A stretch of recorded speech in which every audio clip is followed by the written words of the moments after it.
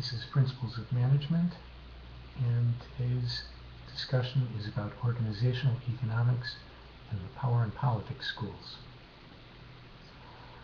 Organizational economics is the study of how to induce managers and employees to align their personal interests with those of the firm.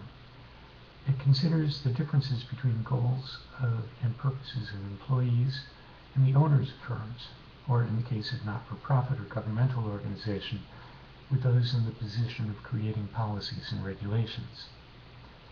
This branch of study arose at a time when ownership of corporations was steadily becoming more institutional, that is, owned by pension funds and mutual funds, and more diverse. A single majority owner of a large corporation was becoming more of a rarity than a norm. We begin this lesson by considering the writings of three authors, or sets of authors. Oliver Williamson, who discusses markets and hierarchies and the nature of the employment relationship.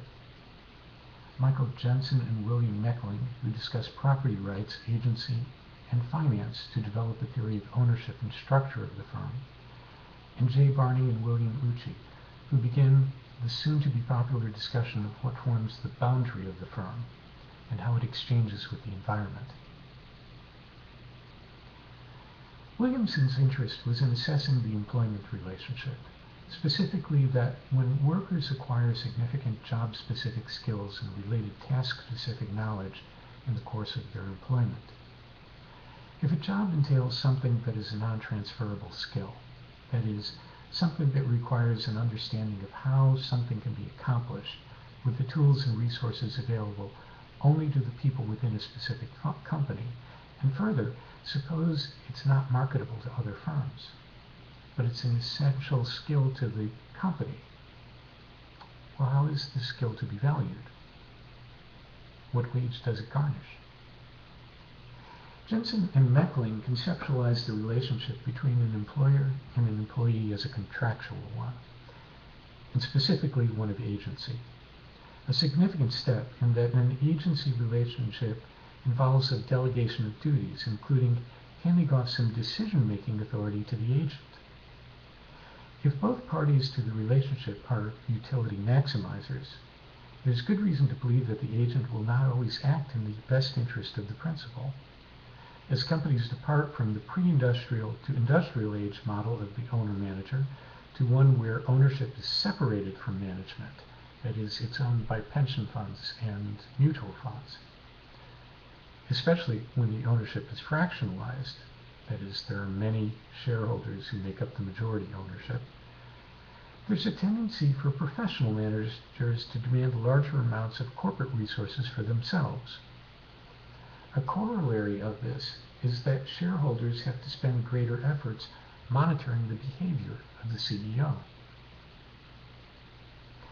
Barney and Ucci examined intergroup behavior from an anthropological perspective. They argued that decision makers are rational people, but that based on one's background, age, and demographic profile, what is rational to one person may not be rational to another. Further, the level of open discussion that is rational in a particular participatively managed firm may not be rational in an autocratically managed firm. In emphasizing that people bring perspective, experience, and knowledge obtained from outside the firm to their daily work life, the authors begin to examine the boundary of the firm. Just how porous is it? And further, the development of these perspectives, the accumulation of experiences and knowledge, do not end the day a person begins working at a firm, but they're an ongoing aspect of its life. A firm's exchange with its environment is now seen as something not limited to the resources it consumes or the products and services it produces, but as something that happens at all levels of the firm and through all of its participants. While developments in organizational economics were progressing, another line of research, beginning in the late 1950s and continuing through the 1990s, addressed the bases and uses of social power within the organization. But John French and Bertram Raven in 1959 devised what was perhaps the first typology of types of power seen within organization and envisioned 5 categories of power. One is reward power. the ability to reward people for their performance. 2 is coercive power, something that stems from the expectation on the part of one person that he or she will be punished for failure to comply with a coercive attempt. You did not get a bonus, you got fired. Legitimate power stems from the perceived right of a person to hold an office in a hierarchical structure with certain rights and areas of responsibility. Reference power, the power that one has by virtue of close association with someone who has legitimate power. And 5th, expert power, the sort of power one grants a person who's an expert in a certain field, such as a doctor or a lawyer. Rosebeth Kanter, in 1979, defined power within an organization as the ability to mobilize resources, both human and material, to get things done. In her view, then, the true sign of power is accomplishment, not fear, tyranny, or terror. She goes on to say that credibility for top executives comes from doing the extraordinary, exercising discretion, creating, inventing, planning, and acting in non-routine ways. For top executives, then, the problem that they are likely to encounter in commanding and controlling is whether the public at large, and especially organization members, perceive a common interest in what they are promoting. When a common purpose is lost, the system's own politics may reduce the capacity of people at the top to act. Jeffrey Pfeffer, in 1981, conceived of the organization as a structural phenomenon created by the division of labor and departmentalization. Power, he felt, was specific to a context or a relationship. He also noted a distinction between power and politics. Power he defined as the property of a system at rest. Politics is a study of power in action. Henry Mintzberg, in 1983, viewed the same phenomena in terms of influences. Certain people or groups of people will seek to influence the direction a decision may take.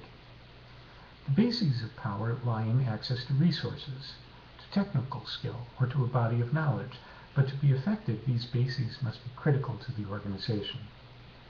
Mintzberg furthered the work of Pfeffer and Kanter by adding external groups to the list of influences, groups such as owners, associates, employee associations, and members of the general public, groups we are later going to identify as being stakeholders.